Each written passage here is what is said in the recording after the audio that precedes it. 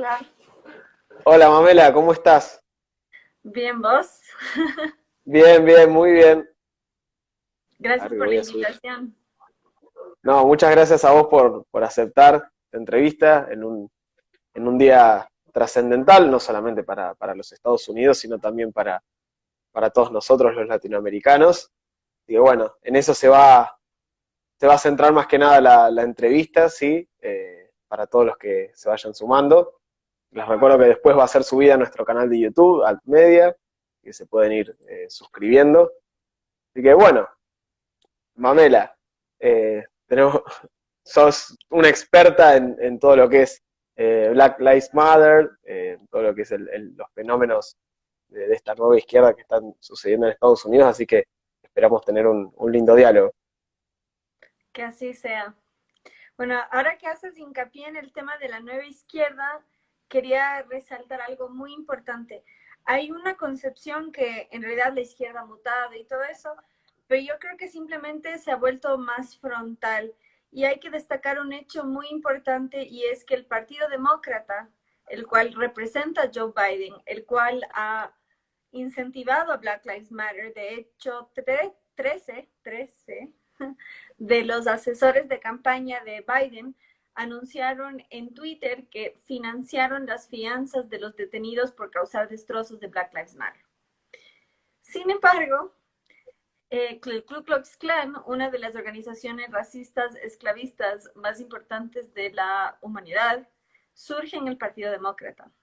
Entonces, nueva izquierda en cuanto que ahora alegan ser defensores de causas sociales, de causas raciales, cuando en realidad, y yo creo válido el término, lo que están haciendo es instaurando una nueva plantación, donde el amo es el Estado mediante el Partido Demócrata. No quieren que el negro sea libre, quieren que el negro sea dependiente y que dependa de papá Estado. Bueno, entiendo, entiendo. Bueno, ¿cómo ves al debate de hoy en Estados Unidos y si tuvieras que dar un pronóstico, quién crees que va a salir beneficiado? ¿A quién beneficia este debate? Bueno, yo creo que va a ser valiosísimo. Entre los datos destacados para hoy es que Trump pidió que a Biden le hagan una prueba de drogas porque hay una realidad. El 38% de la población cree que Biden tiene demencia senil.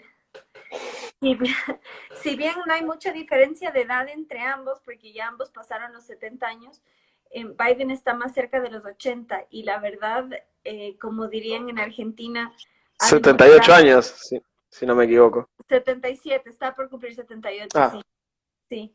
Y está, como dirían en Argentina, gaga, o sea, hay veces que desvaría, se ha equivocado incluso del nombre de su esposa, ha tenido arrebatos violentos y la verdad es una persona que no está del todo con nosotros, por así decirlo, porque no con nosotros ideológicamente, eso está claro, sino en sus cabales. Y por otro lado, Trump pidió que también se le haga una prueba para ver que no esté usando ningún aparato en el oído. Así, no le para estén que vean dictando las respuestas. fiel al rubro periodístico, estoy con una lapicera en el pelo. Muy bien. Ajá, entonces, en ese sentido va a ser muy interesante. Bueno, primero que Biden no aceptó ninguna de las dos cosas, entonces, importante señalar eso, que no es un hombre que se pueda manejar mucho públicamente, que no está en sus actividades. Por otro lado, es un hombre que ha vivido de la política por más de 50 años. Entonces, realmente es una persona desconectada de la actualidad, de la realidad. Y yo creo que su debate se va a centrar en atacar a Trump. Y de hecho Trump sugirió que lo que iba a dejar es que en lugar de debatir propiamente, iba a dejar que solo hable y que solito se hunda. Para quien no sabe, que están preguntando de qué hablamos, el debate presidencial es hoy entre Trump y Biden a las 8 p.m. de... De Colombia y a las 10 p.m. hora argentina. Exacto, Eh, 9 desde el horas canal de de YouTube México. de Fox. Sí, desde el canal de YouTube de Fox News lo pueden seguir y CNN en español anunció el debate, así que no sé si lo van a transmitir por ahí también, ¿sí? Para todos Sí, los que tienen canal de cable. sí, Bueno, igual no a sé, través de Twitter también y YouTube también. bueno, sí, no hay excusa para no verlo. Bueno, para los que no lo conocen, o sea, sabemos que fue vicepresidente de Obama, pero poco más. ¿Quién es Joe Biden y quién está detrás de Joe Biden? Porque bueno, también se habla, acá en Argentina tenemos una situación en la que tenemos un presidente que en realidad no ejerce tanto como presidente, sino que más bien es manejado por su vicepresidente y por los grupos que lo apoyan, y muchos hablan de que en Estados Unidos podría darse una situación parecida si gobierna Joe Biden. Así que, ¿quién es Joe Biden y quiénes están detrás de él? Es una excelente analogía la que haces, muchas gracias. Y yo creo que el mejor análisis que vi hasta ahora fue el de Tucker Carlson, que es periodista de Fox News, que es muy crítico hasta con quien es aliado ideológicamente, o sea, en ese sentido es implacable. Y él dijo, la mayor amenaza de Biden es que es inofensivo. Y lo es. Precisamente el Partido Demócrata eligió a su candidato más inofensivo precisamente para presentar las ideas más agresivas, porque es un abuelito tierno en un tiempo convulsionado con la pandemia, con las revueltas sociales, el caos, la destrucción. Tienes un abuelito un poco tierno que se tropieza y comete unos errores. Y bueno, es el abuelito Joe. Pero por otro Sleepy Joe. lado, Sleepy Joe porque se queda dormido, es un poco toquetón, pero bueno, se le deja pasar. Ha tenido muchas conductas inapropiadas donde ha tocado a menores de edad, a Es, niñitas, sobre todo con niñitas es un poco toquetón. sí, un poco de más en zonas donde no debería tocarte un extraño ni nadie mismo. Pero bueno, es Sleepy Joe. Entonces, es esa idea de que él es inofensivo, para permitir el avance de una agenda mucho más severa. En la Convención Nacional Demócrata, que se hace previo a las elecciones, permite ver la plataforma política y se centró en criticar a Trump. De hecho, recién me invitó la Juventud Alberdiana de Argentina e hice una pequeña dramatización de Billie Eilish, que llegó así, ¿no? Y la idea es esa, o sea, se centraron en que en Estados Unidos está todo mal y que con Trump nuestra vida está en riesgo y de estas elecciones depende nuestra supervivencia, porque eso es algo muy importante que hay que destacar. Las elecciones en Estados Unidos son voluntarias, entonces solo va a votar el que quiere. Entonces, precisamente para congregar gente a las urnas, necesitan sembrar el miedo. ¿El miedo a qué? A que Trump siga en el poder. Y entonces juegan a eso, pero en realidad no se enfocaron en sus propuestas, sino en el ataque. Por otro lado, en la Convención Nacional Republicana, Trump se caracterizó por elevar a Estados Unidos, por elevar el espíritu de la nación y de todo lo que está bien en Estados Unidos. Entonces, claramente apelan a dos públicos diferentes. El uno es este orgullo de lo que nos hace nación y hay que votar por la patria y elevar todo este Make America Great Again y Estados Unidos primero y todo este sentimiento. Y por otro lado, este rol mesiánico, y muy importante el término mesiánico, porque la izquierda en general y el Partido Demócrata en particular es no solo estatista, sino estatólatra, es decir, rinde culto al Estado. Este es un fenómeno que ha imperado en la izquierda desde que existe la izquierda, porque la izquierda, la dicotomía izquierda-derecha nace con la Revolución Francesa, que precisamente busca esta ruptura de la parte religiosa de la vida y vuelve al Estado un emisor de sacramentos, comenzando por el matrimonio. Entonces, no es casual, y esto es muy simbólico, muy, muy simbólico, más porque Estados Unidos es una nación predominantemente protestante. Sin embargo, ¿cómo cerraron la Convención Nacional Republicana? Con el Ave María. Entonces fue muy fuerte cómo jugaron con esta simbología, porque por otro lado, en la Convención Nacional Demócrata, para ponerlo en contexto, cada uno de los partidos tiene lo que se llama caucus. Este es un término que viene del latín, de la antigua Roma, que son divisiones dentro del partido. Entonces hay el caucus islámico dentro del Partido Demócrata, hay el caucus LGBT. Entonces, el caucus LGBT y el caucus islámico no juraron ante Dios. Para cantar el himno de Estados Unidos se hace un juramento de lealtad y se jura ante Dios y la República. Y para estos dos elementos no se hizo. Entonces, a mí me parece muy importante analizar no solo el lenguaje, sino el metalenguaje. ¿Qué están transmitiendo esos dos partidos? Y además, la simbología, y eso es muy importante porque en Estados Unidos o en el habla inglesa, nosotros en español decimos derechos naturales, vida, propiedad y libertad. En inglés, en la cultura anglosajona, sin pudor, los llaman God-given rights, es decir, derechos dados por Dios, y es el mismo concepto.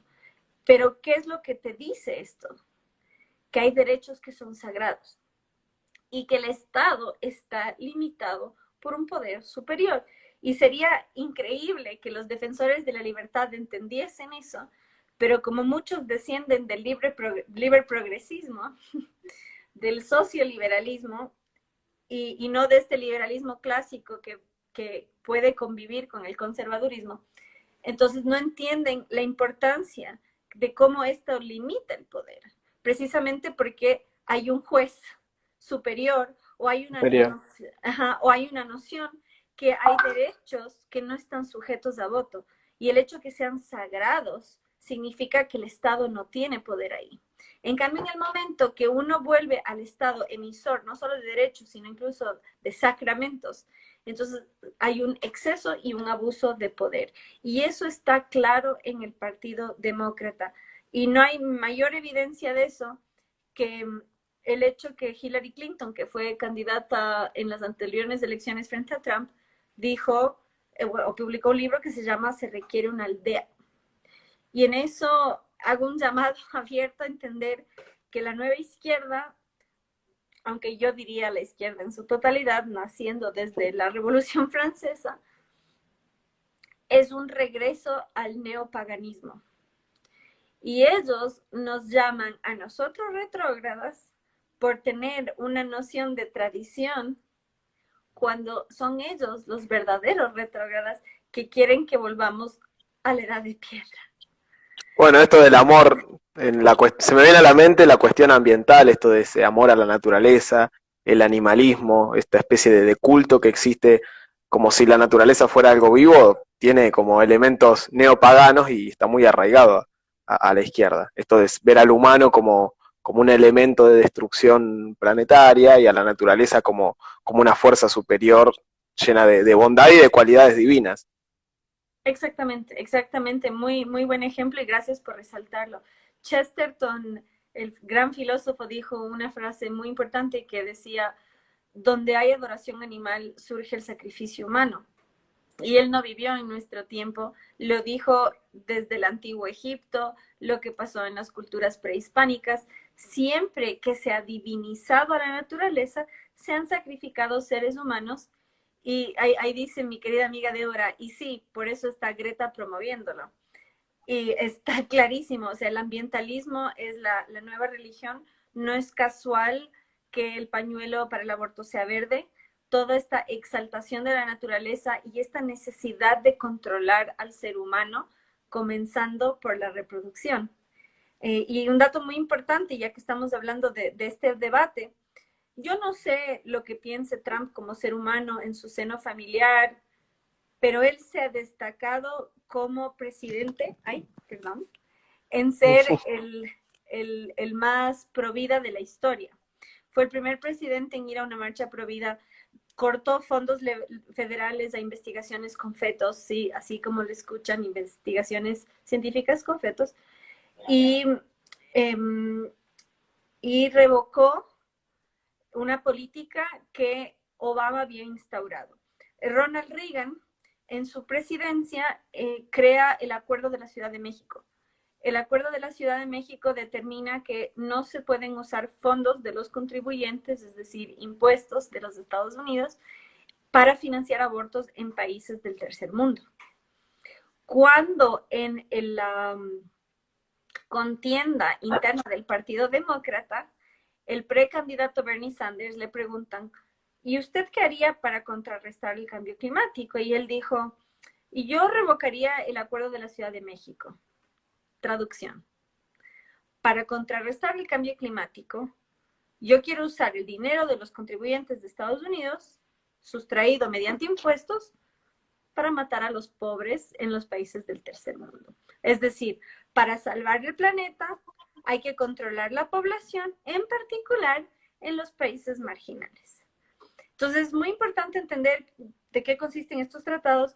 Obama lo revocó en su momento y Trump lo vuelve a instaurar y el Partido Demócrata anuncia que si gana lo va a revocar. Entonces, muy importante entender cómo este neopaganismo, y es muy importante entenderlo en su profundidad, porque no son simplemente palabras, es una estatolatría, es un culto al Estado que requiere, como todo culto neopagano, sacrificio de sangre. ¿Y qué mayor valor que la sangre del inocente? Entonces, en ese sentido, entender cómo esto nos afecta a todos, porque vienen por nosotros. Y ahora que estamos, y vienen por los más pequeños y los más vulnerables, ahora que estamos en plena pandemia del coronavirus, la ONU, entre las exigencias para recibir fondos humanitarios para enfrentar el coronavirus, nos exige legalizar el aborto a los países hispanoamericanos. Entonces, hay que entender cómo estas elecciones son funcionales a esa agenda, cómo los medios internacionales y los organismos internacionales están funcionando a favor de la candidatura de Biden y en contra de Trump, precisamente porque va todo de la mano de una agenda. Y por primera vez en la historia, en 175 años de publicación, que la revista Scientific American, una revista de ciencia, apoyó a un candidato, a Biden. Entonces hay que entender también cómo la estatolatría surge en gran medida porque el Estado es el mayor poseedor de recursos y por tanto quienes compiten por recursos, como pasa en Argentina ¿cómo se llama? Los universitarios que reciben fondos del Estado para investigar. El CONICET, el CONICET. Sí, que hacen CONICET. estudios sobre... Hace poco salió que la esposa del actual gobernador de la provincia de Buenos Aires, Axel Kicillof, estaba financiando estudios sobre ocultismo y ese tipo de cosas. Así que en el CONICET se hacen grandes investigaciones que representan un avance para la ciencia. Sí, bueno, lo que se ve en el CONICET es la realidad del campo científico en muchos países. Entonces, yo, por ejemplo, como docente de historia, yo hablo mucho de la diferencia entre la ciencia y el cientificismo.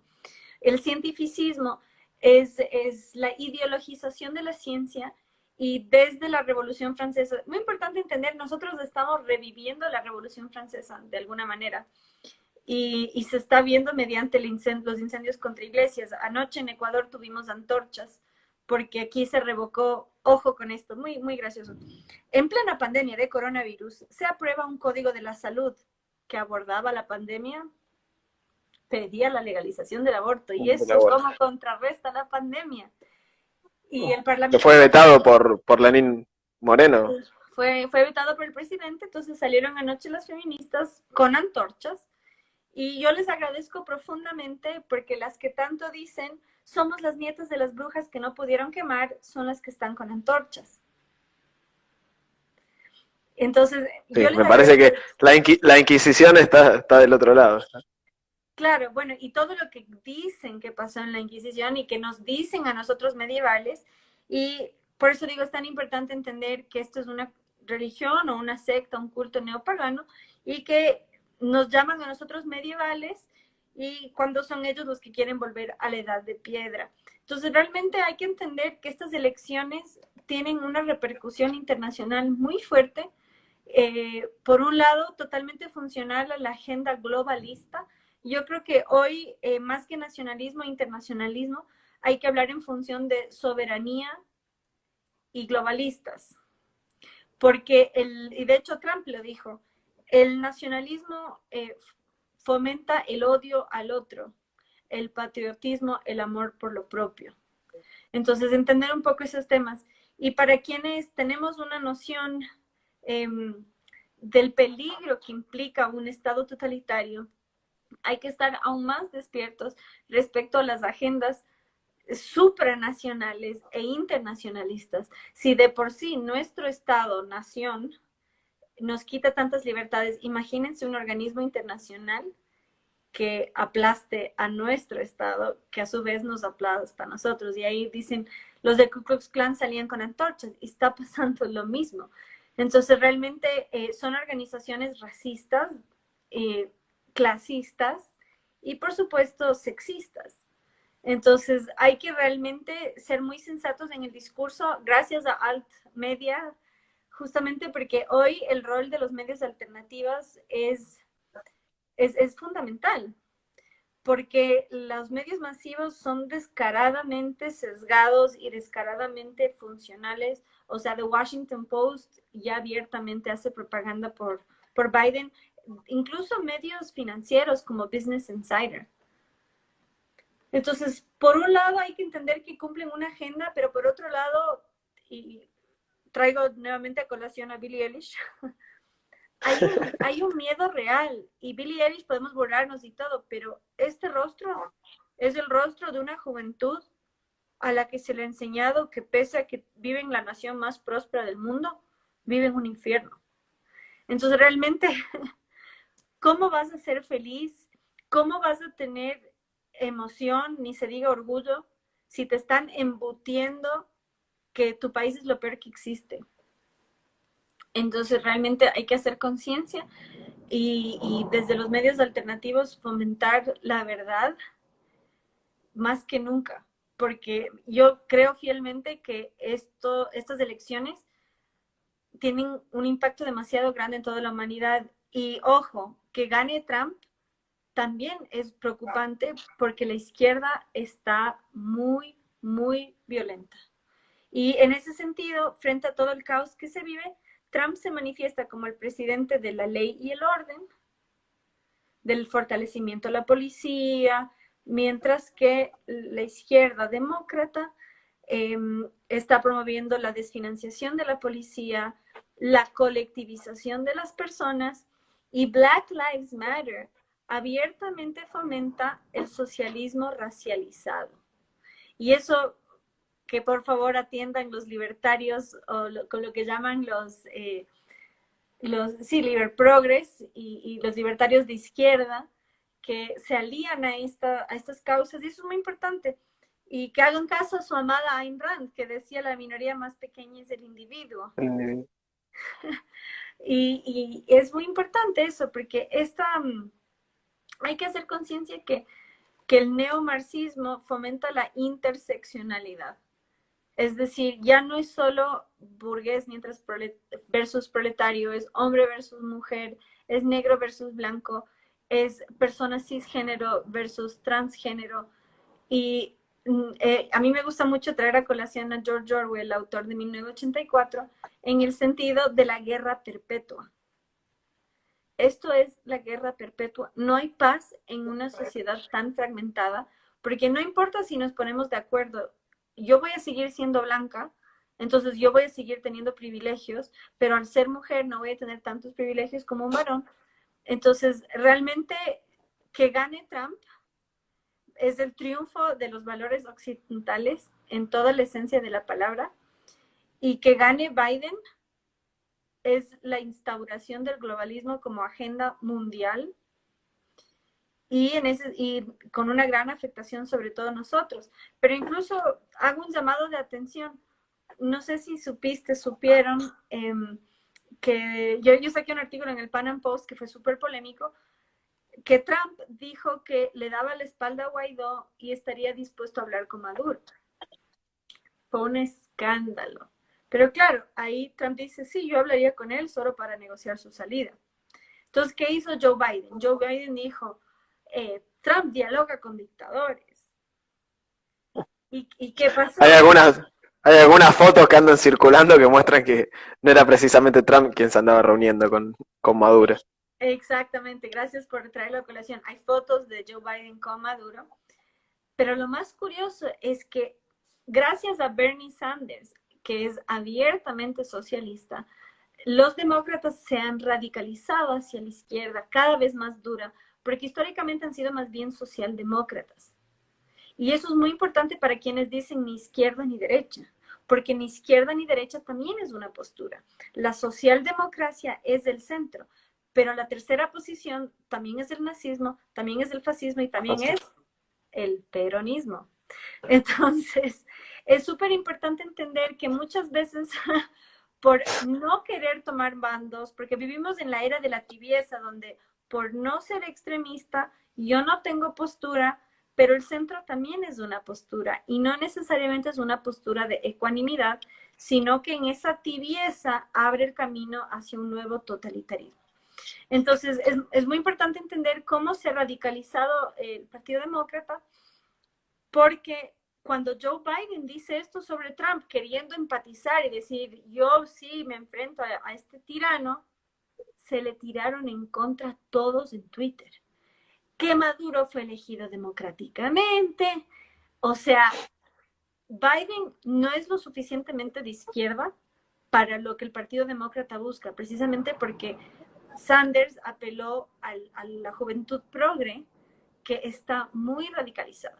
Entonces, yo no sé qué va a pasar, obviamente, porque no soy adivina, pero yo sí veo que si gana Biden, el partido va a tener que rectificar algo, porque él no deja de ser un hombre blanco heterosexual privilegiado que representa al establishment.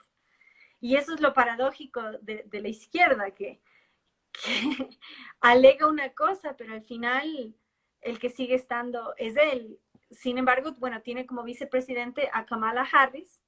¿Y quién es Kamala Harris?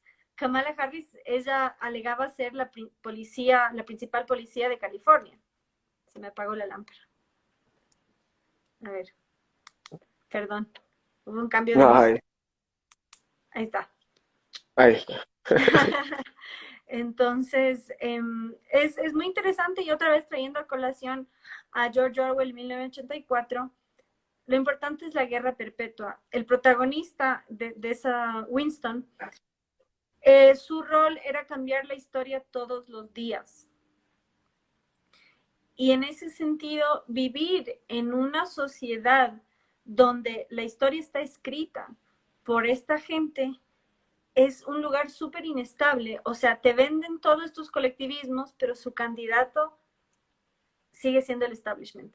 Entonces, es una confusión total, y eso tiene un sentido estratégico, porque nos quieren llevar a una sociedad que no es guiada por la lógica, sino por el adoctrinamiento. Llega un punto donde cuando la confusión es la norma, entonces lo único que te queda es obedecer. Entonces, wow.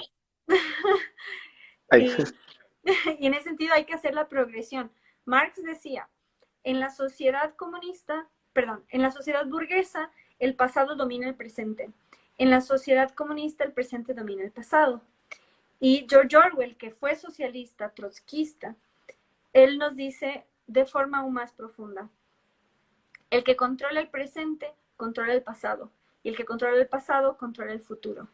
Y eso lo estamos viendo hoy en la forma de Antifa y Black Lives Matter. Y nosotros como hispanos deberíamos ser particularmente orgullosos y despiertos en ese sentido, porque están destruyendo nuestra historia. La historia de Estados Unidos es nuestra también.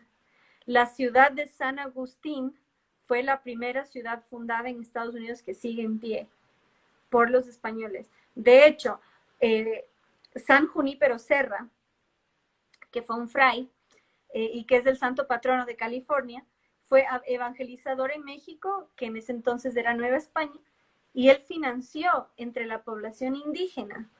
Y de hecho era muy curioso, los indígenas pagaban la mitad y los ciudadanos españoles nacidos en España el doble, para ayudar a financiar la independencia de Estados Unidos.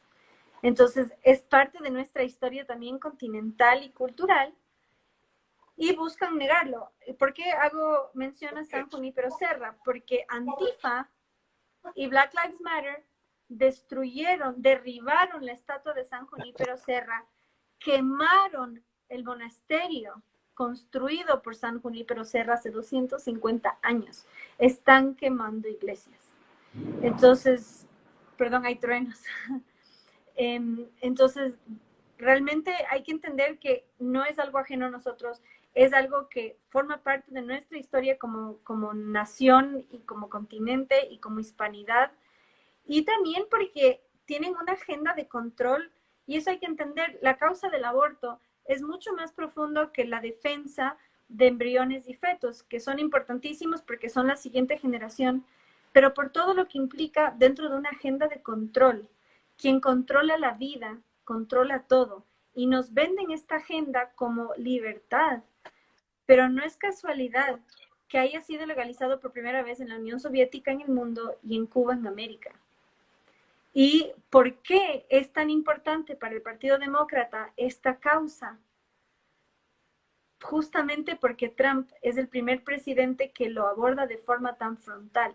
Y para refutarlo o enfrentarlo en los estados, estado con minúscula, gobernados por la izquierda, por los demócratas, están legalizando el aborto hasta el nacimiento.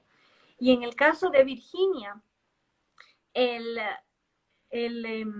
gobernador dijo que incluso se puede considerar en el caso de los recién nacidos si el médico lo determina, es decir, infanticidio frontal. ¿Y saben por qué no pasó? Porque encontraron una foto del gobernador de Virginia con traje del Ku Klux Klan. Era una broma de juventud. Pero como todo buen demócrata, esas son sus raíces. Y el tema de control de población ha sido parte de la agenda. La fundadora de Planned Parenthood, Margaret Sanger, daba charlas para las mujeres del Ku Klux Klan. Entonces hay que realmente hacer conciencia de lo profundo que es esto. Y yo creo que va a estar divertido. Pueden esperar una nota mía en el Pan Am Post apenas termine. Yo soy muy compasiva, todavía hasta pena me da de Joe Biden a veces, pero... Sí, porque bueno, uno ve, como dije, una especie de títere, un hombre que tal vez realmente no está en sus facultades mentales para gobernar un país como Estados Unidos por la edad que tiene, y que tal vez fue expuesto ahí simplemente por gente que está detrás de él y que piensa manejarlo. Exactamente, y también él tiene a su favor que fue vicepresidente de Obama. Y eso a él le da mucha tracción. No atracción, tracción. Entonces, en ese sentido es importante, pero también, en su discurso de la Convención Nacional Republicana, Trump dijo abiertamente que Biden es el candidato de China. Y ahora, en plena pandemia, y que ha habido un rol tan protagónico por parte de China, yo creo que realmente está invirtiendo mucho y debemos estar muy atentos, ya que todos estamos tan endeudados del rol que va a tener China. Y de hecho saqué un artículo de cómo Disney hizo hincapié de esto y sacó Mulan, precisamente para hacerle un lavado de cara a China. Entonces hay que estar atentos a todos estos detalles, a todo este aparato ideológico y mediático que existe. Y bueno, esperemos lo mejor. Esperemos lo mejor. Bueno, también hemos hecho una nota en Altmedia sobre los vínculos que tiene Hunter Biden, el hijo de Joe, con China. Y bueno, me quedo también con una de las frases que dijiste sobre el centro, que está como esa falacia de que, bueno, no hay que ser ni de izquierda ni de derecha, sino que la posición correcta siempre es una posición al centro, y como dice Nicolás Márquez, por el centro penetra a la izquierda. Volviendo al tema electoral en Estados Unidos, y ya hablaste de la influencia que tiene para los latinos, ¿cómo influye el voto latino dentro de Estados Unidos y cómo crees que se va a manifestar? Excelente pregunta, gracias. Los hispanos somos hoy la minoría más grande en Estados Unidos. Sumamos ya el 18% de la población, pero estamos divididos por nuestro origen principalmente y también por nuestra ubicación geográfica. Los que están más cerca de la frontera de México tienen una postura más antagónica a Trump por el muro, y quienes están más bien, o mejor dicho, quienes vienen de países que han escapado del socialismo tienden a ser más pro-Trump. Entonces, en ese sentido, Florida tiene un rol muy importante porque es lo que se llama un estado bisagra. Porque eso es muy, muy interesante y muy importante entender las elecciones en Estados Unidos, porque es un gobierno, perdón, un estado con una política bipartidista. O eres republicano o eres demócrata. Está el Partido Libertario que no logra crecer porque quiere ser funcional a la izquierda, lamentablemente, y en lo social. Y en ese sentido, es uno de los estados que no es rígido en su postura, sino que puede cambiar. Y por eso es tan importante. Entonces, normalmente son estados rojos o azules y paradójicamente la derecha en Estados Unidos es roja. Y en ese sentido, o sea, yo creo que hay que apelar al voto venezolano, aunque tristemente, como dice el refrán, puedes sacar al mono de la selva, pero no a la selva del mono. Puedes sacar al venezolano del socialismo, pero no al socialismo del venezolano. Y tristemente hay muchos que, de hecho, existe el término magasolano, así llaman a los venezolanos que son pro-Trump, MAGA. Y pero yo creo que es más una cuestión generacional que otra cosa. Los jóvenes que se han educado dentro del progresismo, sobre todo en educación estatal, y lo sé porque lo viví, porque yo también me crié en Estados Unidos y fui presa de ese sistema educativo, tienden al progresismo, tienden a la izquierda y tienden a ser presas de los medios masivos. Entonces, en ese sentido, está dividido. Yo voy a sacar una nota esta semana sobre la influencia de los colombianos, que es una población grande de la cual no se está hablando mucho, pero que también ejerce influencia. Pero yo creo que la gran fuerza en Florida va a ser el voto cubano. Pero ahí hay un tema generacional también. La gente que huyó del socialismo va a apoyar a Trump, pero los jóvenes que son cubanos de segunda generación muchas veces van a ser presas del progresismo y de los medios masivos. Entonces está muy dividido, pero tiene un rol muy importante. Y sí destaco que antes de la pandemia del coronavirus, pese a que los hispanos somos solo el 18%, somos el 25% de los emprendedores en Estados Unidos. ¿Ya?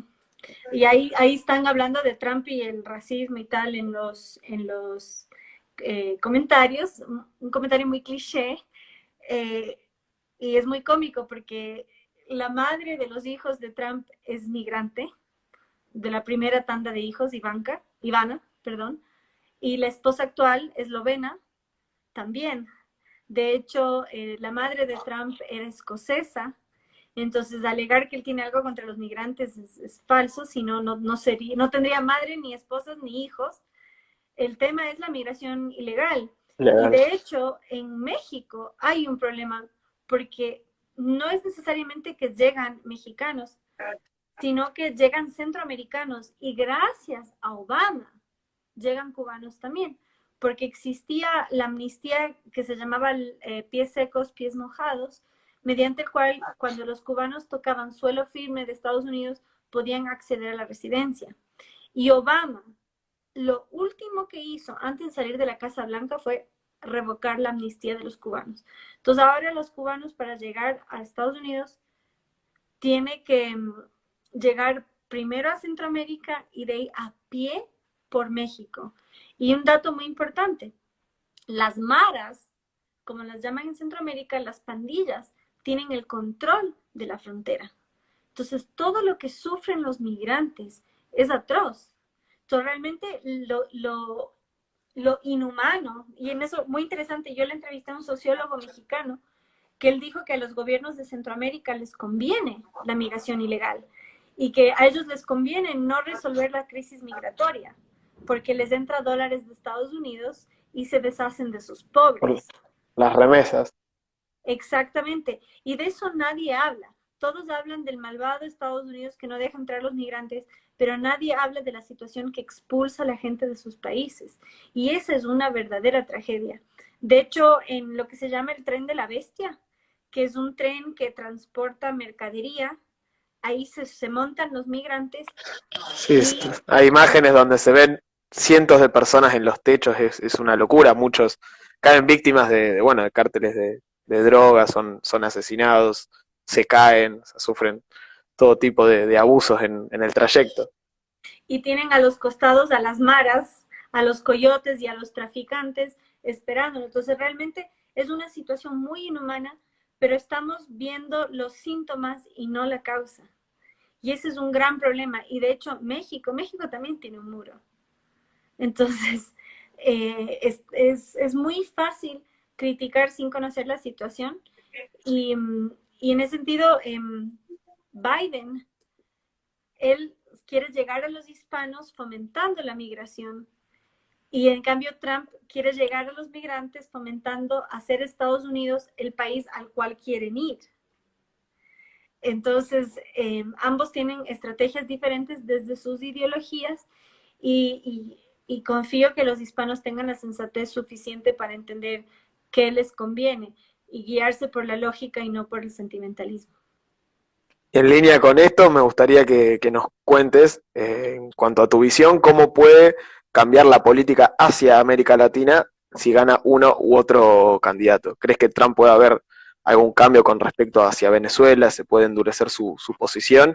Y si gana Biden, ¿crees que regímenes como el que hay en Venezuela, Cuba, Nicaragua, pueden tener un poco más de oxígeno? Excelente pregunta. Yo creo que debería, sí, ciertamente. Es el tema igual como el lema es Estados Unidos primero, ese es su enfoque, pero sí creo que debería apuntarse, bueno, con Brasil lo está haciendo, están con muy fuerte cooperación. Yo creo que el problema es la tibieza por parte de nuestros gobernantes que no quieren hacer esos acuerdos por el costo político que tiene. Pero sí, yo confío, o sea, la cosa es que Trump es un hombre de negocios, él no es un clásico diplomático.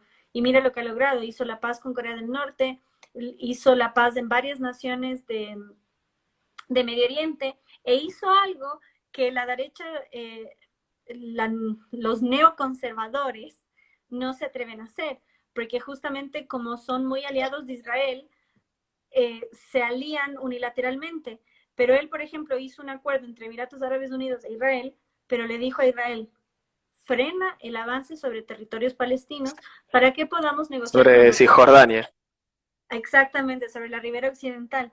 Entonces, o sea, porque es un hombre de negocios. Entonces dice, a ver, hacemos esto, yo te doy esto y pactamos. Y eso permitió hacer alianzas con más países del Medio Oriente, con más países árabes. Entonces, en ese sentido, no es un político tradicional y siempre se va a manejar de tal forma que se logren acuerdos comerciales y políticos y no ha optado por las armas hasta ahora, al contrario, ha retirado más tropas que ningún otro presidente y es el primer presidente desde Jimmy Carter, o sea, más de 30 años, es el primer presidente que no empieza una guerra. O sea, mientras nosotros hemos vivido, no ha habido un presidente así. Y en ese sentido, yo no veo muy probable el tema de la intervención militar. No digo que no sea posible en Venezuela, pero no lo veo viable, al menos no pronto. Si es que en efecto gana, creo que va a tener que esperar porque va a quedar muy mal en su imagen. Pero quién sabe, tal vez nos sorprende porque tal vez necesita una victoria fuerte. Y en caso que suceda, ojalá sea como en Panamá, que la intervención produjo paz y prosperidad y no como ha sucedido en las naciones del Medio Oriente. Noriega creo que estamos hablando en el caso de Panamá. Así ¿Y es. cómo, y cómo puede influir en el resto del mundo, en particular la Unión Europea y la relación con China, de acuerdo a una victoria de uno u otro candidato? Excelente pregunta. De hecho, saqué en el Panam Post una nota de cómo la victoria de Trump fortalece a la derecha europea. Entre ellos Vox, por ejemplo, el Brexit y todo este movimiento que debilita a la Unión Europea. Yo creo que una victoria de Trump envalentonaría a todos los soberanistas. De hecho, fue Estados Unidos y Brasil en conjunto con los países africanos y eso es algo muy importante porque muchos de esos países quedan fuera de la esfera política, quienes enfrentaron la agenda de control de población de la ONU, este tema de financiar los abortos en países pobres. Y fue esa alianza.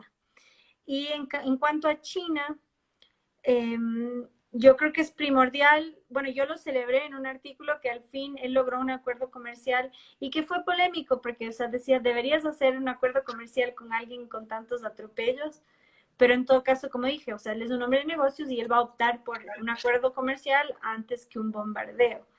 Pero en todo caso, ahora, y eso le está causando problemas con la Santa Sede, con el Vaticano, porque en octubre el Vaticano va a renovar o no, esperemos, un acuerdo donde el Vaticano permite que el Partido Comunista Chino elija a los obispos. Y como es Mike Pompeo, el secretario de Estado, le pidió al Vaticano que por favor no renueve. Y ahora mismo está Pompeo en la Santa Sede. En el Vaticano hay un foro internacional a favor de la libertad religiosa, pero el Santo Padre no se quiso reunir con Pompeo porque dijo que no quiere, porque tradicionalmente no se encuentra el Papa con ningún político en víspera de elecciones para que no sea instrumentalizado. Sin embargo, el secretario de Estado del Vaticano sí se va a reunir con Biden. Entonces eso causó mucha polémica y merece que cause mucha polémica porque, ¿qué pasa? Biden fue criado católico, pero en el momento que uno promueve el aborto queda excomulgado. Okay. Entonces, él está buscando el voto católico muchísimo, sobre todo para llegar a las poblaciones migrantes, entre ellos los hispanos, pero en ese tema no está logrando apoyo. Y en la Convención Nacional Republicana se presentó una monja que fue doctora del ejército y ella dijo, la dupla Biden-Harris es la dupla más pro muerte de la historia.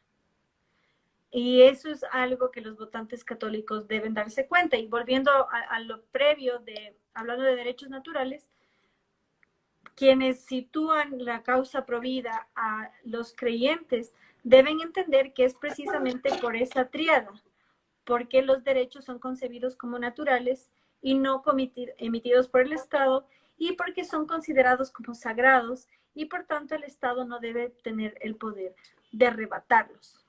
Entonces, en ese sentido, Trump está creciendo entre los votantes católicos y entre las distintas denominaciones también por ese mismo fin. Bueno, para los que están preguntando ahí, sí, se va a guardar el vivo y va a ser subido a nuestro canal de YouTube, que es Altmedia, se pueden suscribir, así que quédense tranquilos. Bueno, ya para ir cerrando, las dos últimas preguntas, ya que estamos hablando sobre el tema del aborto, ¿cómo puede influir esta política si es elegida la jueza Barrett, que fue postulada por Trump? ¿Crees que podemos asistir al fin del aborto legal en Estados Unidos? Es una excelente pregunta. Si su candidatura queda oficializada, va a haber una mayoría de 6 contra 3 de jueces pro vida. Es altamente probable, si gana Trump y si se instituye la juez, van a estar 2 de los 3 poderes en manos de los pro vida. Y sobre todo entender que la legalización del aborto se logró mediante la Corte Suprema, por tanto es la Roe versus Wade. Ajá, que el caso Roe versus Wade, y por tanto es el rol de la Corte Suprema revocarlo. Es altamente probable y con Trump en la presidencia aún más. Y un dato muy importante, estuve en un evento católico la semana pasada, Trump, y ahí él anunció que iba a pasar un decreto ejecutivo para proteger a los sobrevivientes de abortos. Y eso es muy importante porque cuando el aborto se hace en etapa avanzada, los niños pueden sobrevivir. pero cuando el aborto es legal, esos niños quedan indefensos. Y se ha intentado garantizarles protección mediante el Parlamento, pero los diputados y senadores demócratas nunca aprobaron. Solo para tener una idea de cómo la legalización conduce a la naturalización al punto que si tu madre quiere que mueras, no importa que nazcas, debes morir. Porque justamente lo reducen a no solo cuando es un embrión, no cuando no puedes sentir, luego no, bueno, cuando Claro, estás dentro de... la ley y la moral tienen una relación. Cuando algo es legalizado, en cierta forma, deja de ser estigmatizado, por así decirlo. Pero ¿crees entonces que Trump tiene la voluntad política y que finalmente se puede darse la prohibición del aborto en Estados Unidos? Porque bueno, muchos también hablan de que tal vez no está esa voluntad política de llevarlo a cabo porque hemos tenido presidentes republicanos como Reagan, Bush, que se oponían al aborto, pero sin embargo sigue siendo una política del país desde hace más de 40 años. Claro, bueno, y además que Trump sí está de acuerdo en el aborto en 3 casos.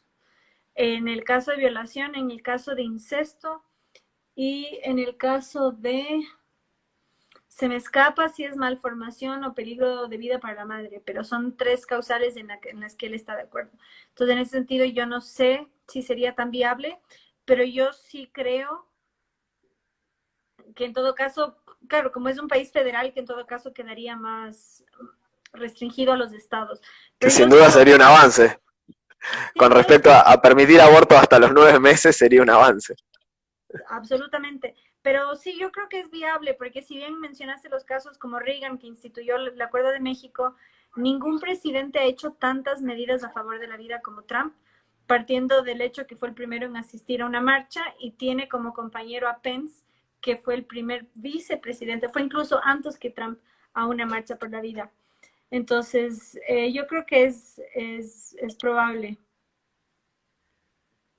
Bueno, y ya la última pregunta para ir cerrando. ¿Qué crees que puede pasar con la violencia callejera que se estuvo viviendo en este último tiempo en Estados Unidos, sobre todo eh, desde Black Lives Matter y Antifa? Y si crees, y qué crees que puede pasar con estos movimientos, si se da una victoria de Trump. Bueno, si gana Trump, yo sí creo que se van a radicalizar.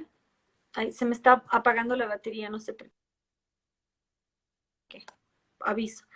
Pero también yo creo que existe el riesgo que si gana Biden, eh, los patriotas van a estar armados también.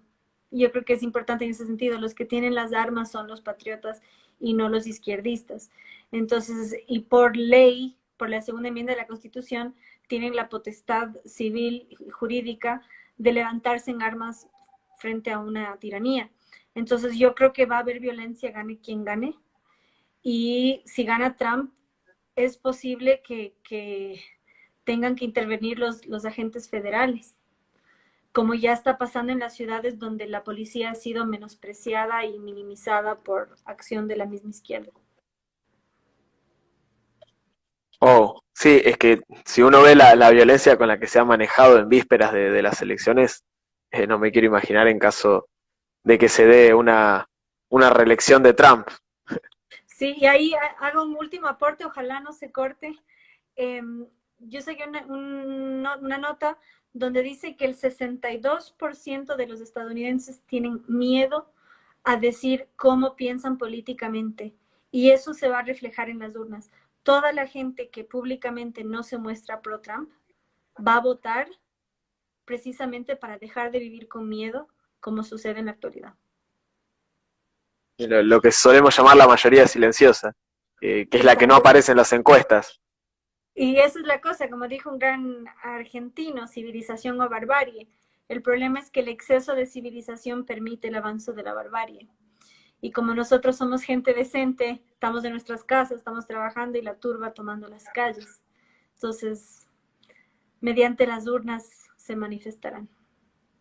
Bueno, esperemos que no se te apague el celo. Ahora sí, la última pregunta, que es una que solemos hacerle a todos nuestros entrevistados. ¿Qué rol crees que cumplen en nuestra sociedad actual los medios de comunicación alternativos como es Altmedia y como también lo es Pan Am Post? Bueno, gracias por señalar a ambos.